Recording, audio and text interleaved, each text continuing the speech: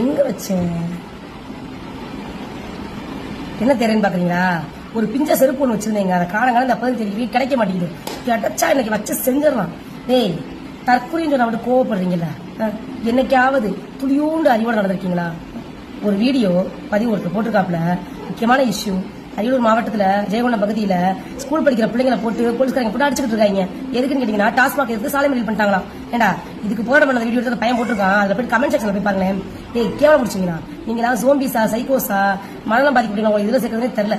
ரசிகர் மனப்பான்மையிலிருந்து வெளியே வாங்க பலரும் சொல்லி வச்சு திருந்த மாதிரி தெரியல. நீங்க வயிற்றுக்கு கொஞ்சமாக சோறு திருங்கடா. சோத்தை விட்டு கண்டதை தான் திட்டுறதுனால உங்களுக்கு புத்தி இப்படி போகுது.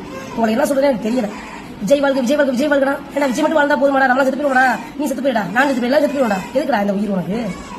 தற்கொலையா இருக்கீங்களா? இப்படி நான் எல்லாரும் சேர்த்து சொல்லுங்க. தாவிகளே சில அறிவாளிகள் இருக்காங்க, நல்லா படிச்சவங்க, புத்திசாலித்தனமா தெரிஞ்ச எல்லாமே தெளிவா பேசுறவங்க இருக்காங்க. இவங்க பாருங்களேன் எப்படி இருக்காங்க. நீங்க மனநிலை பாருங்களேன்.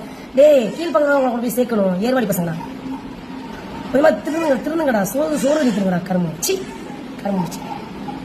மறக்காம சர்ப்ரைஸ் பண்ணுங்க. தேங்க்யூ.